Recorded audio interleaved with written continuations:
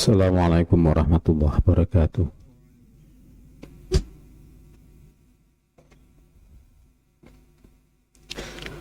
Alhamdulillah la haula wa la quwwata illa billah wassalatu wassalamu ala rasulillah Muhammad ibn Abdillah.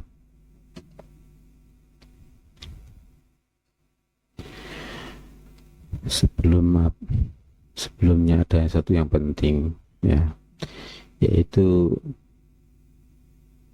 kita jaga akhlak. Abah berkali-kali menyampaikan haram hukumnya keluar pondok tanpa izin abah, ya. Apalagi untuk UK kalau keluar pondok tanpa izin abah itu ancamannya berat, ya. Kok ada UK suka melanggar,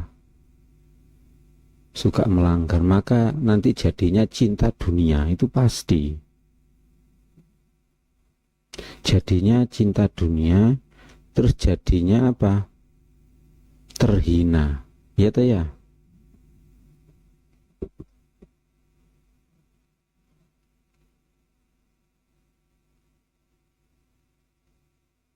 Apa tidak suka begitu?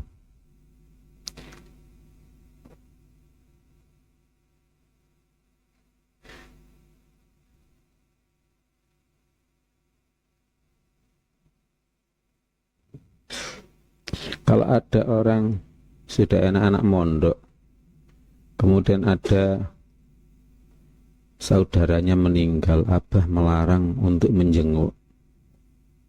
Gak usah, didoakan saja, kok tetap menjenguk saja, kemudian kecelakaan, abah tidak akan mensolati, ya.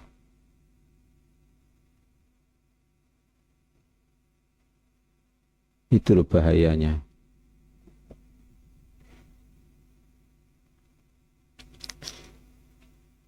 Abah pan perintah, kalau kamu siang, banyak-banyaklah istirahat tidur. Cukupkan istirahat tidur. Jadi mondok itu buat ngajinya abah saja, ya. Persiapkan untuk ngajinya abah siang 1 jam, malam 1 jam, ya. Jangan sampai terlambat. Niati mondok itu untuk ngajinya abah.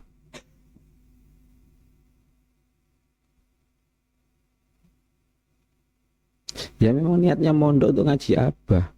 Nah, terus kalau mondok tapi nggak ngaji abah, buat apa? Hah? Buat apa mondok?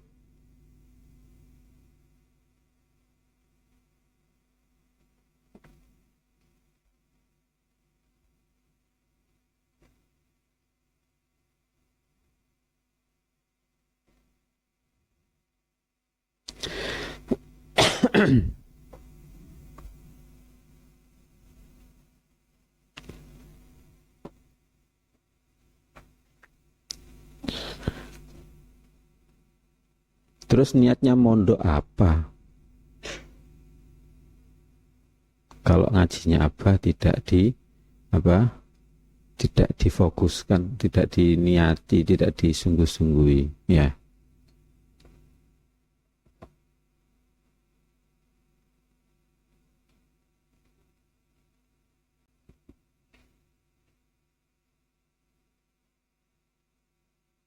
Ada orang niat dari jauh-jauh, katanya niat ngaji, ternyata pada waktu ngajinya, jam ngajinya tidur, kemudian ditendangi oleh Syekh.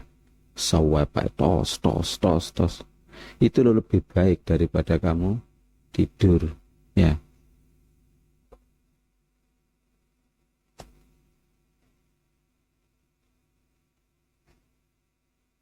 Ada yang jauh-jauh, ya, katanya mondok mau berguru pada abah, ya, tapi ternyata sudah di sini hanya tidur saja. Terus buat apa jauh-jauh kamu?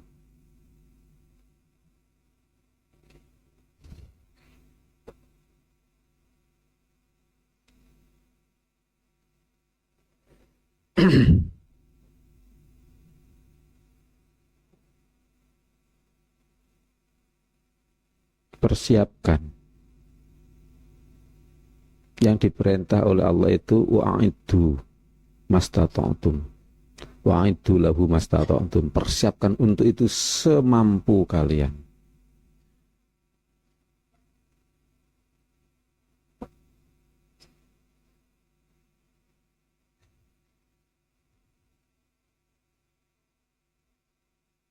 Makanya dihitung berapa jam tidur. Seharusnya harus dikurangi lah untuk Ramadan memang. Tetapi Anda tetap itu sehari semalam itu orang anak kecil itu 8 jam.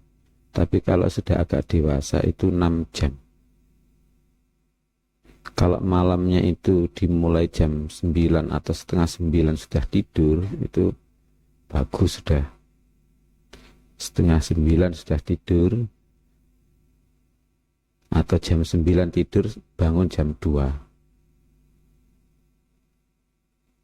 Berapa? Jam 9 sampai jam 2. 5 jam. Berarti untuk siangnya tambah 1 jam atau tambah 2 jam sudah cukup. Untuk anak kecil itu 8 jam kan. Berarti siangnya tambah 3 jam. Sebelum zuhur 2 jam, setelah zuhur 1 jam. Terlalu banyak sudah ya. 6 jam itu bagus. 6 jam berarti siangnya tambah 1 jam. Di mana? Tapi kalau kamu memang terlalu malam tidurnya, ya sudah. Harus nambah di siang 2 jam.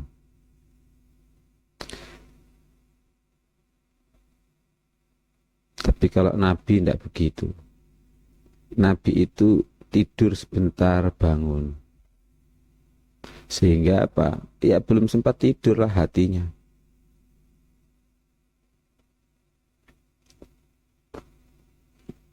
Seperti tidurnya sopir itu, 1/4 jam itu sudah enak ya kan? 1/4 jam itu sudah enak. Ya sambil duduk. Ya begitu itu yang bagus. Ada beberapa syekh itu cara tidurnya begitu. Ya cuma pas pada waktu undangan, maka undangan belum datang undangan yang lain, dia tidur sambil duduk begini. Ya masih terdengar tapi hanya matanya saja yang merem.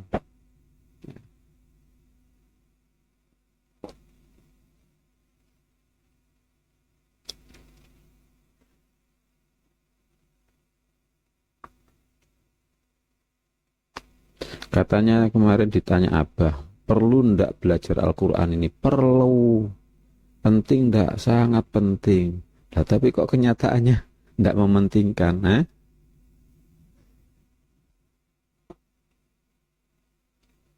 Yang paham Al-Quran itu hanya 3 golongan. 3 yaitu 1 Allah, nomor 2 Rasul, 3 ulama, 1 kesatuan. Ndak paham yang lain. Harus dibimbing dengan ulama. Kalau ndak dibimbing dengan ulama, walaupun merenung ya ndak bisa.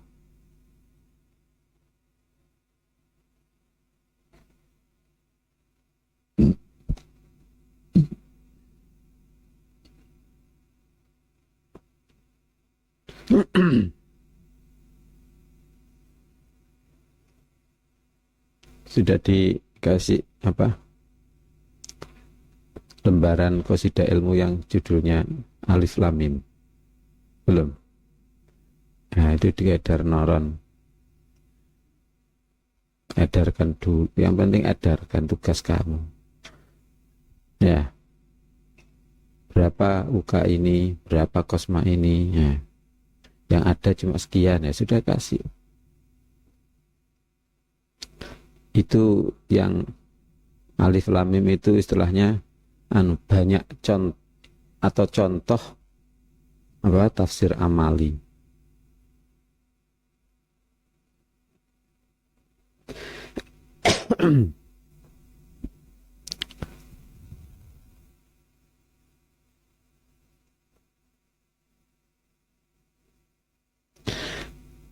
Di situ alif lam mim ya. Cara mengamalkan alif lam mim satu yaitu membaca Al-Qur'an walaupun kurang paham. Sebab ada hadis apa? Ada hadis siapa membaca alif Al-Qur'an satu huruf diberi pahala oleh Allah per huruf satu. Bukan alif lam mim itu satu huruf, tapi alif satu huruf, lam satu huruf, mim satu huruf. Padahal siapa yang tahu artinya alif lam mim? Kan nggak banyak. Orang Arab pun tidak tahu artinya alif lam mim itu kalau belum ulama. Nggak tahu artinya alif lam mim. Ya sudah alif lam mim gitu aja. Nah makanya kita membaca Al-Quran meskipun kurang paham cara mengamalnya berdasarkan hadis dan sebagainya, ya kan? Kemudian apa nomor 2, kita mengutamakan tawadhu daripada akal pikiran. Oh enggak tahu artinya loh kok dibaca. Nah, berarti apa? Kita mengutamakan tawadhu. Kemudian kita tawakal. Kita tawakal terus usaha. Enggak seperti pemahaman orang-orang bodoh selama ini, ya kan? Kita usaha dulu, kalau sudah notok baru tawakal. Oh, keliru itu. Bukan. Ya justru tawakal dulu yang penting. Ada kecelakaan, ada berita ini, tawakal dulu. Ya Allah, aku tawakal pada Engkau ya Allah. Kemudian usaha. Sebab tawakal itu tempatnya di hati. Di pelajaran MI itu rata-rata mengajarkan kita berusaha semaksimal mungkin, baru setelah itu tawakal. Gitu kan? Kalau dalam Al-Quran sebenarnya enggak. Kita tawakal dulu, kemudian usaha. Usaha adalah melakukan perintah.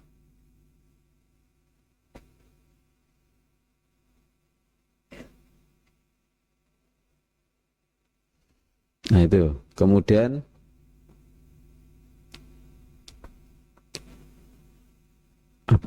definisi tafsir amali adalah kita merenungkan Quran untuk kita amalkan dengan bimbingan ulama, dibina ulama, maka Quran bermakna. Alif lam mim ada maknanya, ada artinya, ya kan?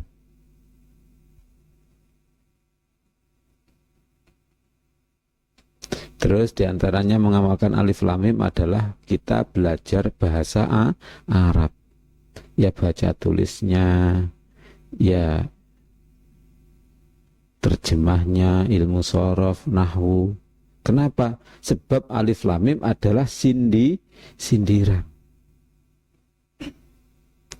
Ini wajib diketahui oleh seluruh santrinya Abah. Abah tidak ridho kalau kalian tidak tahu apa yang diajarkan oleh Abah. Yang diajarkan Abah adalah tafsir amali, ya kan? Makanya ini dibentuk dalam lagu agar kalian hafal. Apa sih kamu mau guru pada Abah? Yaitu tafsir amali. Apa tafsir amali itu? Nah itu contoh-contohnya ini. Ya.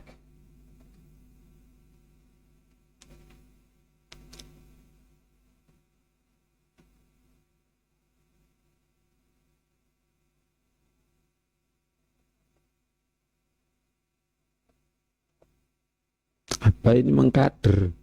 Gitu loh. Mengkader agar segera jadi ulama kalian.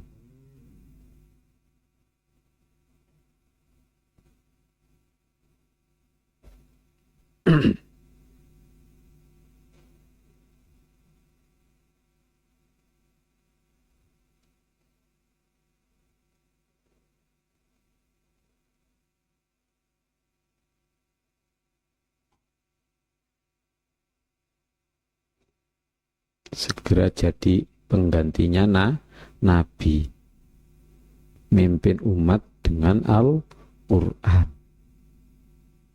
Itu contohnya apa tadi? Kita belajar bahasa Arab. Karena itu adalah sindiran agar kita belajar Arab, baca tulisnya. Alif, lam, mim itu kan tulisan Arab kan, bahasa Arab. Kemudian alif lam itu ada yang mengartikan sumpah. Maka kita yakini bahwa Al-Quran benar-benar dari Allah, bukan dari Nabi Muhammad, tapi hanya lewat saja, melalui atau lewat Nabi Muhammad. Terus alif lam mim itu nama lain dari Nabi Muhammad. Kita contoh, Nabi Muhammad dipanggil alif lam mim itu lo mau, maka sebenarnya itu panggilan buat kita juga. Makanya kita membaca alif lam mim itu sama dengan Sa'roni gitu loh. Misalnya Sa'roni sing moco, yaitu Sa'roni. Sehingga kamu, iya ya Allah, aku engkau panggil ya Allah. Kitab Al-Quran ini tiada keraguan di dalamnya. Iya ya Allah. Iya ya Allah, hudal lil muttaqin, petunjuk bagi orang takwa. Wah ya Allah, jadikanlah saya termasuk orang takwa. Jadi Quran itu untuk kita. Pada waktu yang Abah Muhsin membaca alif lam mim podo karo Abah Muhsin gitu loh. Paham ya? Maka kalau diancam dengan orang kafir, dengan ancaman bagi orang kafir, ya ancaman atas kekafiran kita. Orang kafir masuk neraka, kekafiran kita akan dimasukkan dengan di neraka. Na'udzubillah. Yang membaca Al-Quran itu alif lam mim, kaji bakir misalnya. Bakir, dzalikal kitabul la raiba fih. Bukan untuk orang lain. Ya untuk sampean Pak Bakir, seolah-olah dari Allah menuju sampean tok wis. Hubungannya sama dengan Allah saja. Makanya sampean dia panggil dengan alif lam mim, yang mau. Nabi aja mau kok. Terus nama alif lam mim adalah nama lain dari Allah. Ada namanya Allah, itu alif lam mim. Ada yang menafsirkan begitu. Maka kita tidak menghamba pada nama, tapi kita menghamba kepada Allah. Bukan nama, kepada Tuhan Rabbul Alamin.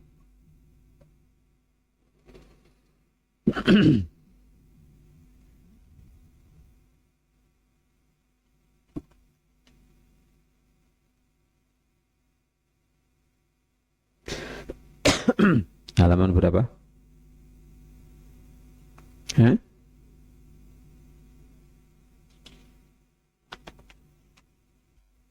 Halaman 11.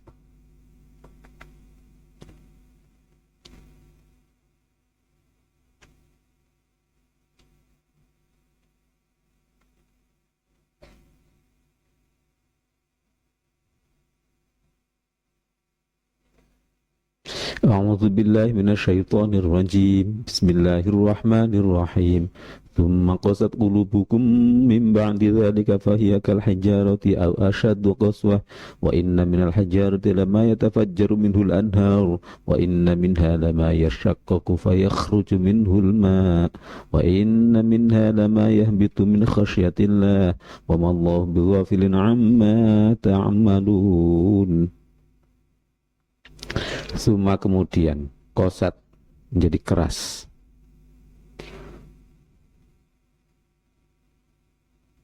Kemudian setelah itu hatimu menjadi keras sehingga hatimu seperti batu, bahkan lebih keras.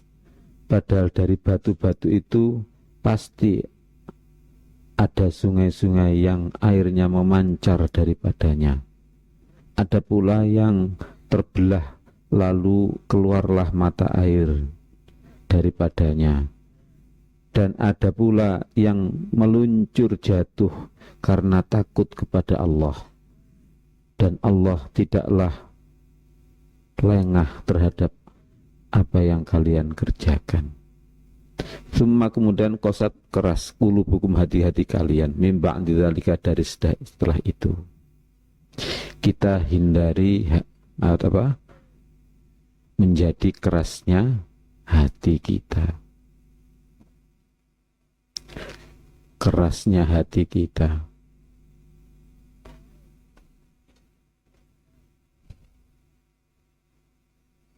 Keras hati itu apa?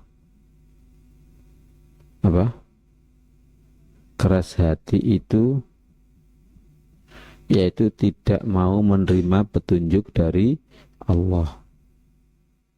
Sebab hati itu tempat bermanzilahnya apa? Istilahnya malaikat atau Allah ya, berada di situ. Kamu ingat Allah ya dengan hati itu. Maka hati itu bagaikan mesin. Jam dinding ini, jam itu menunjukkan jam yang benar, jarumnya itu menunjukkan jam yang benar apabila mesinnya itu tidak rusak. Kalau mesinnya rusak ya tidak bisa apa benar. Jasad ini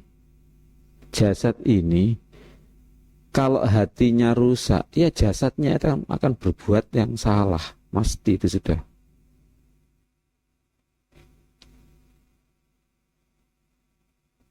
Makanya kita hindari apa? Hati menjadi keras.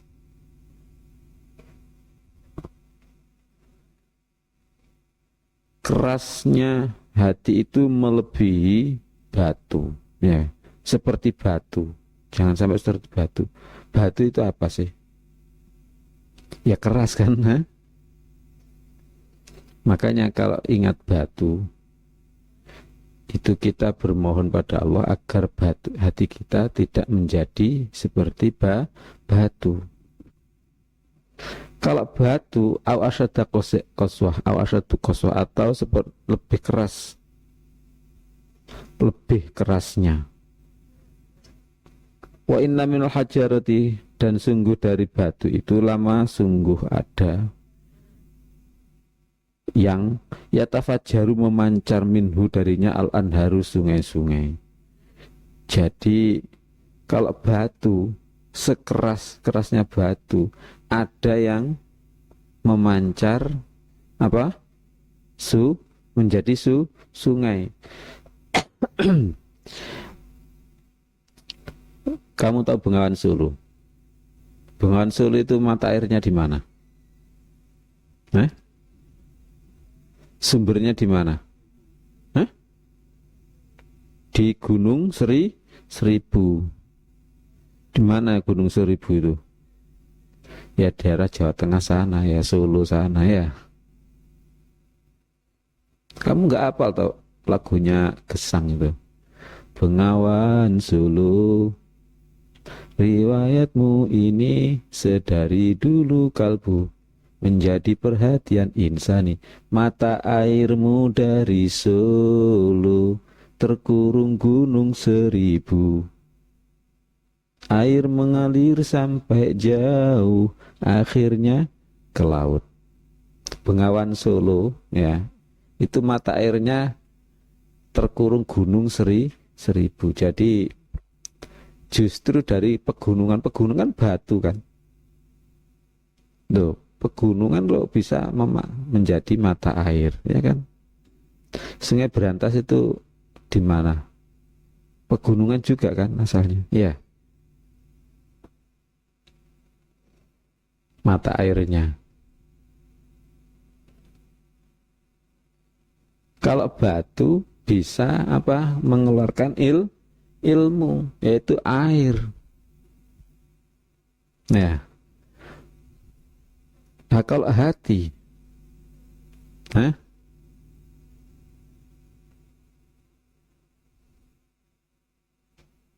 wa inna minha lama yashaqqaqu fayakhruju minhul ma, dan sungguh darinya sungguh ada yang terbelah maka keluar daripadanya air, yaitu apa? Menjadi apa? Menjadi mata air. Atau gini aja, kalau kamu rekreasi dengan Cak Isful ke Malang ya, Cak Isful, kalau nanti ada batu yang terbelah kemudian ada airnya keluar, tolong berhenti ya. Banyak itu di jalan-jalan juga banyak, ya kan?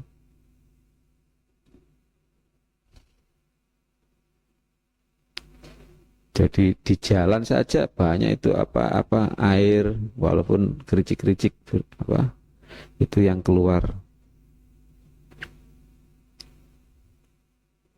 airnya dari batu. Wa inna minha, dan sungguh darinya lama sungguh ada yang bitu jatuh min khasyatillah, karena takut pada Allah. Ada yang batu itu jatuh dari atas, mungkin di pegunungan jatuh ke bawah, itu karena takut pada Allah. Kita tidak tahu, ya kan? Ada juga batu itu meteor, yaitu jatuh dari langit ke rumah orang atau ke sawah. Kadang-kadang kalau kamu malam-malam di sawah ya, ada seperti bola api begitu jatuh dari atas, itu sebenarnya adalah batu. Kalau di bumi itu mungkin cuma jadi kerikil, paling besar itu sebesar kepalanya manusia, itu sudah besar, itu terlalu besar. Padahal asalnya itu sebesar mobil jatuh dari atas itu. Cuma apa kegesek-gesek, akhirnya sebesar apa, ada yang sebesar kerikil, ada yang tidak sampai, itu sudah habis karena gesekan tadi. Nah itu sebenarnya adalah apa? Batu yang takut pada Allah sampai jatuh. Ya.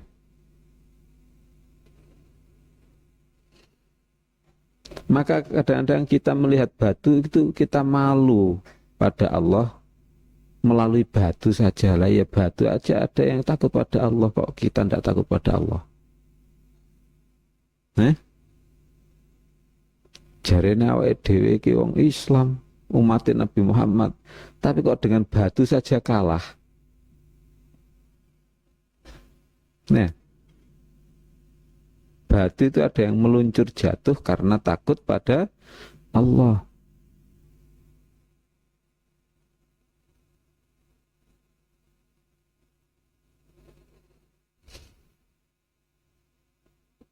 Bagaimana cara mengamalkan ini? Kita mengamalkan itu apa? Kita ingat Allah walaupun melalui yang mistis. Melalui apa? Mistis itu apa? Mistik. Apa mistik itu? Hah? Mistik kok.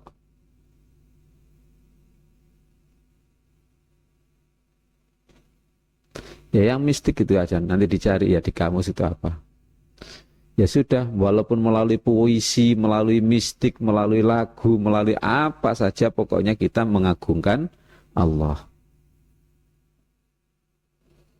Kita mengagungkan Allah meskipun melalui mistik.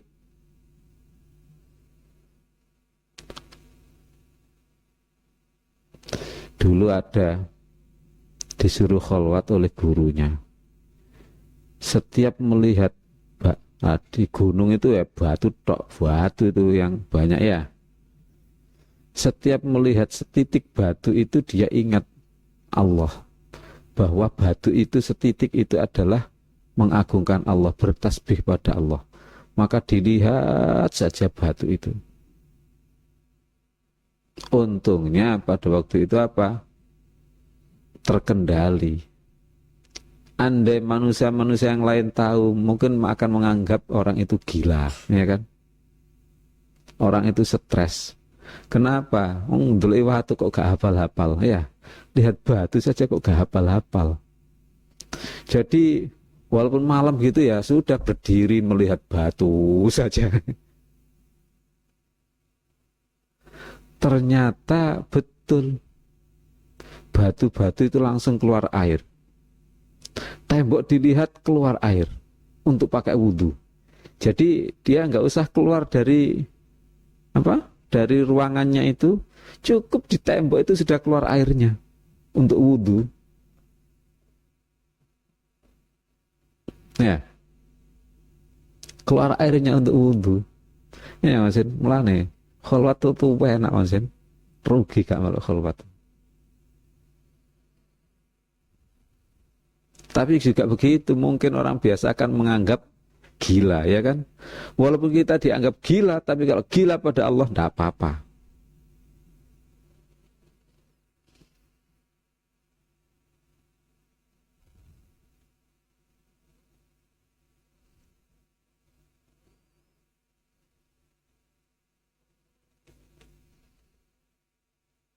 Ini sebenarnya Allah apa menceritakan batu saja ada yang takut pada Allah, ya kan?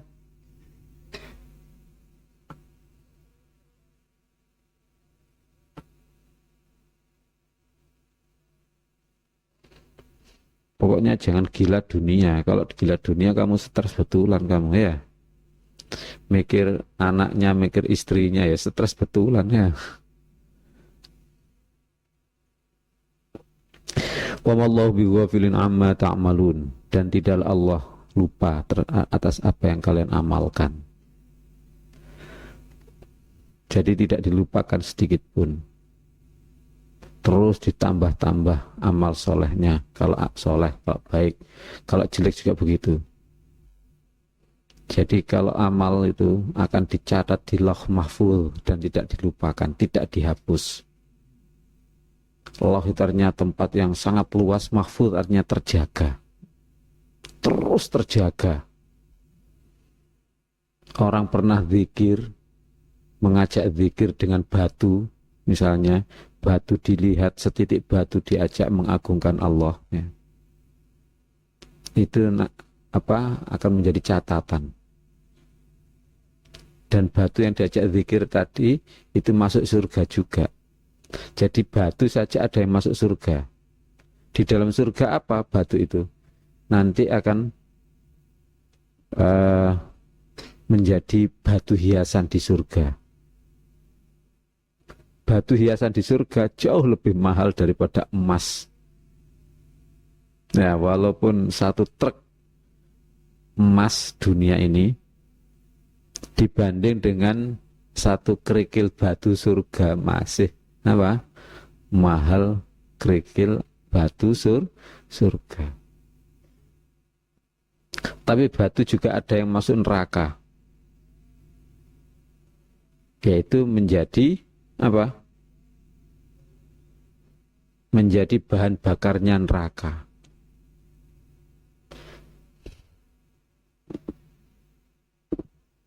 Jadi ulangi, walaupun itu kayaknya mistik, tetapi untuk mengagungkan Allah itu bisa jadi kenyataan.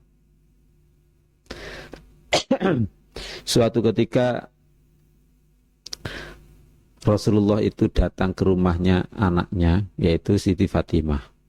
Siti Fatimah itu seorang yang kurus, ya, tubuhnya agak kecil, ya, kurus. Usia 28 tahun sudah wafat, tapi ahli surga. Allahumma amin. Pada waktu itu dikunjungi oleh Rasulullah. Kemudian Siti Fatimah matur, mengadu kepada Rasul. Abah menyuruh suami saya, yaitu Ali, Sayyidina Ali ini, untuk mencarikan pembantu buat saya agar membantu saya giling gandum seperti ini. Pas giling gandum, ya kan. Kemudian untuk membantu masak dan lain sebagainya.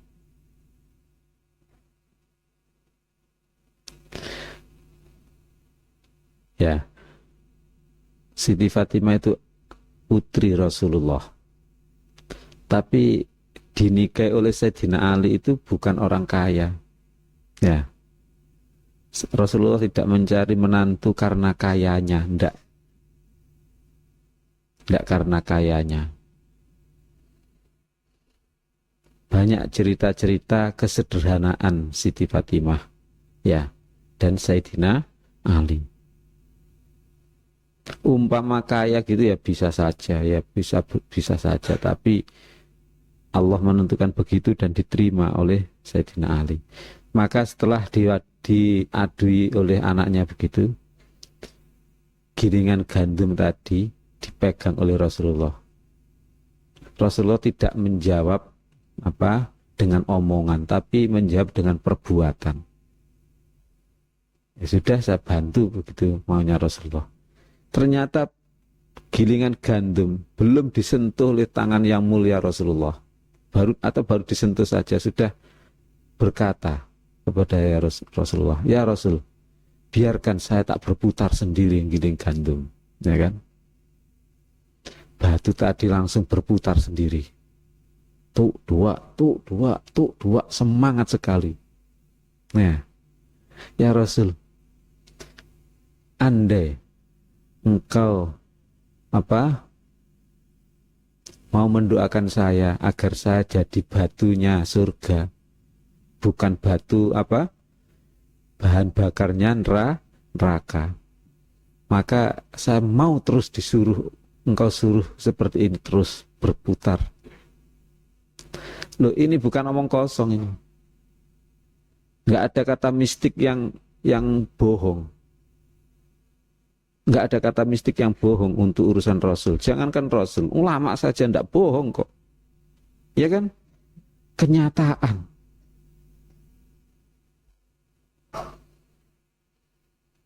Makanya batu juga ada yang dengar Al-Quran.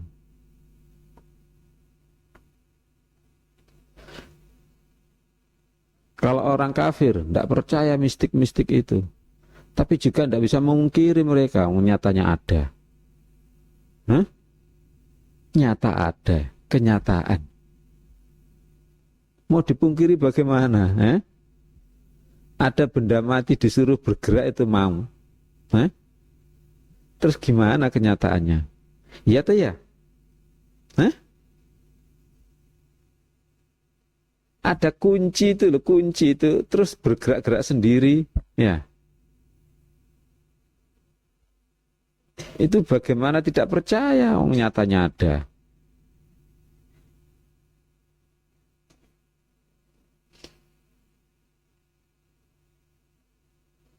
Makanya hal-hal mistik kita pakai untuk mengagungkan Allah.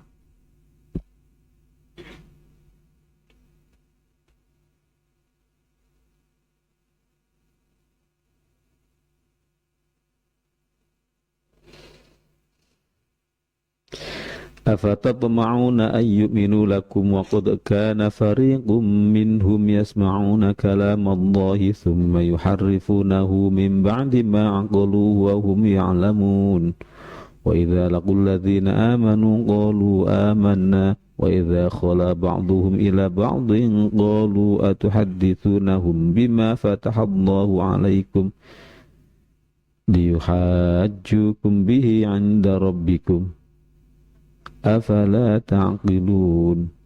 Afatatma'una, apakah kalian mengharapkan, kalian tomak?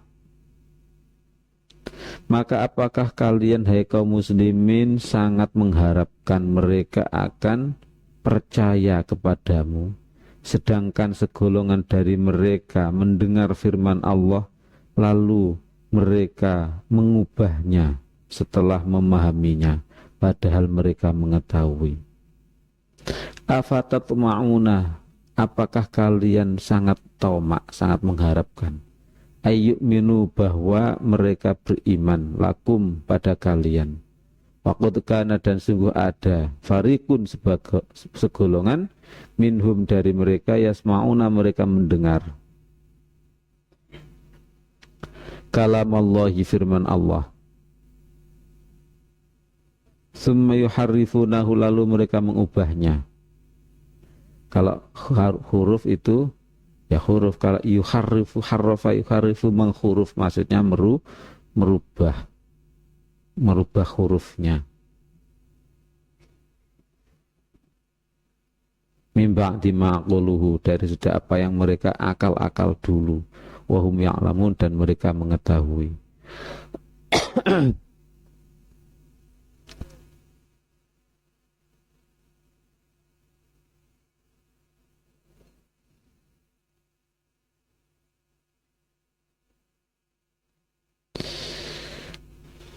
Kita cara mengamalnya yaitu apa?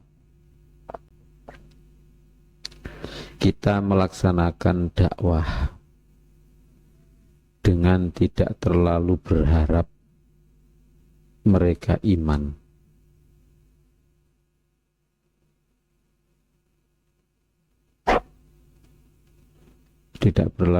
Dengan tidak terlalu berharap keimanannya bagi orang yang sudah mengetahui.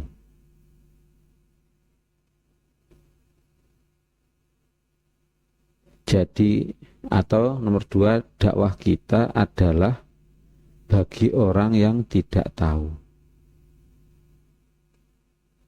Makanya dakwah itu seperti mengingatkan, seperti membangunkan orang yang tidur.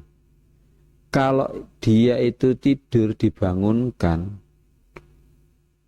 kemudian dia itu mau bangun, ya bisa ada manfaatnya, ya kan?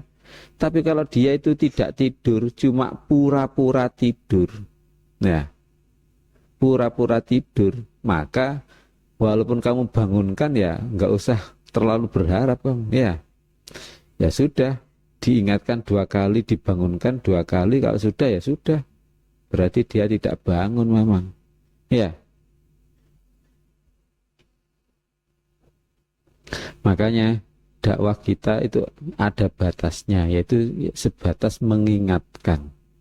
Kalau dia sudah ingat, kemudian dia sengaja untuk melawan yang baik itu, yang hak itu, maka tidak bisa diharapkan.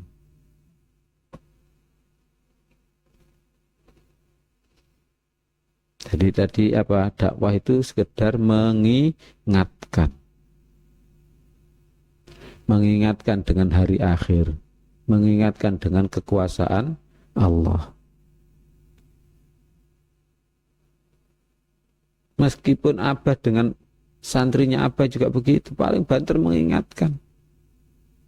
Hai santri sekalian, akhirat itu betul-betul ada. Allah itu maha hidup kekal. Allah itu, hari-harinya Allah adalah selamanya. Makanya surga itu selamanya, neraka juga selamanya. Ya itu aja diingatkan.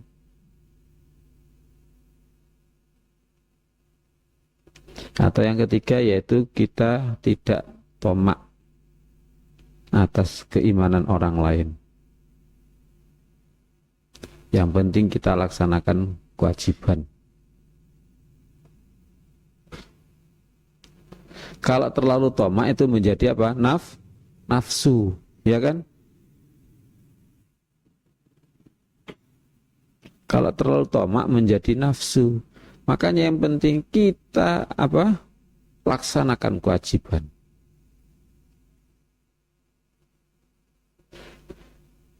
Kalau terlalu nafsu, makanya nanti jadi putus asa, putus harapan. Itu tidak boleh. Yang didakwai Nabi saja tidak 100% menjadi beriman. Dan Pak D-nya sendiri, Abu Lahab itu juga tidak mau beriman.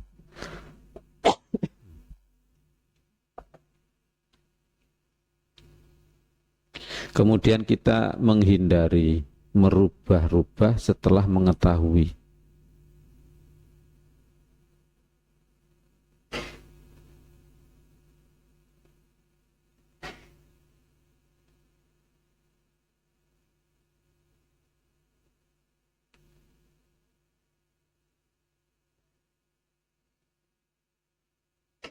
Merubah setelah mengetahui.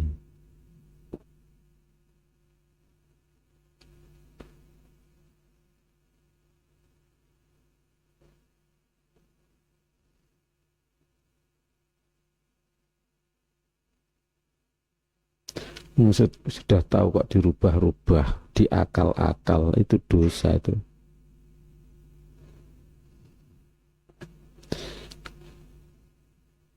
Merubah-rubah setelah mengetahui itu dosa. Termasuk juga tafsir Al-Quran itu tidak boleh ditafsirkan menurut nafsunya. menurut duniawi, ya kan? Harus ditafsirkan menurut Allah, Rasul, dan ulama, itu aja. Sebenarnya pakemnya itu apa sih? Semuanya Allah yang menjadikan. Tetapi Allah menjadikan karena apa? Karena dosanya manusia itu, ya kan? Sebenarnya misalnya yaghfiru liman yasha'u, maka harus diartikan Allah mengampuni kepada siapa yang Allah kehendaki. Ada yang menafsirkan Allah mengampuni pada siapa yang Dia menghendaki, yang manusia itu menghendaki. Oh ya enggak. Ya pada yang Allah kehendaki. Kalau diartikan kepada manusia menghendaki, berarti kehendak Allah kan dibatasi oleh kehendak manusia. Salah itu. Ya.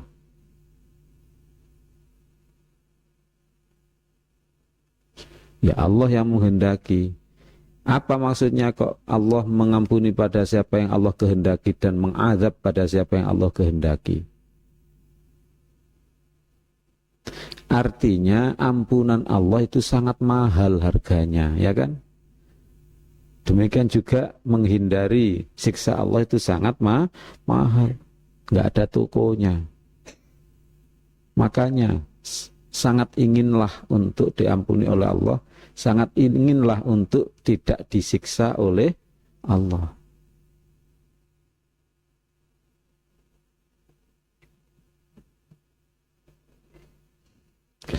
Wa idza laqul ladzina amanu qalu amanna, dan mereka, jika mereka bertemu dengan orang beriman, mereka mengatakan kami beriman. Wa idza khala ba'dhuhum ila ba'dhin, dan apabila menyendiri sebagian mereka kepada sebagian yang lain, lalu mereka berkata, atuhadithuna hum bima fatahallahu alaikum, apakah kalian menceritakan tentang apa yang Allah membuka atas kalian, liyuhajukum, agar mereka menyanggah kalian, bihi, dengannya, inda rabbikum, di situ Tuhan kalian, afala ta'qilun, apakah maka tidak mereka berakal, kalian berakal. Jadi kalau ketemu dengan orang iman mengatakan kami iman, berarti apa? Kita hindari sifat apa? Sifat munafik. Ya. Sifat munafik yaitu apa? Mengatakan iman padahal hatinya tidak.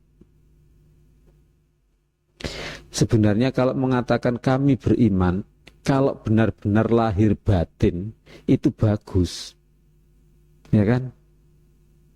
Tapi kalau lahirnya saja, ini kan gambaran mengatakan iman secara lahir, mulutnya saja, hatinya beriman enggak ini? Wong dia kalau mengatakan kami iman apabila ketemu dengan orang iman.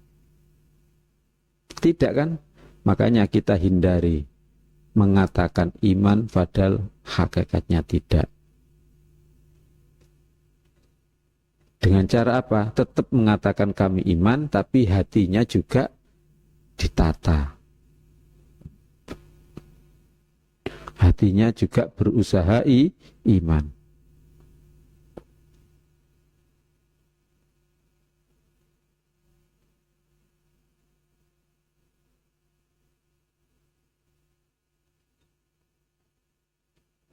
Nomor 2 juga kita menghindari bersosialnya itu baik tetapi bertauhidnya itu brengsek, ya kan?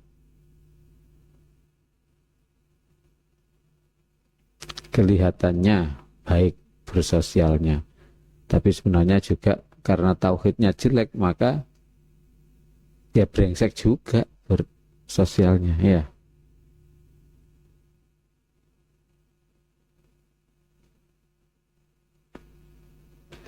Kalau pondok ya mau jilbaban, kita di pondok ya jilbaban coy, ya. Tapi kalau kita ke pasar, ya lepaslah jilbab, ya. itukah yang baik? Bukan. Itu adalah intipnya neraka itu. Ya. Hah? Maka pakailah jilbab agar kamu memang tidak sama dengan orang biasa.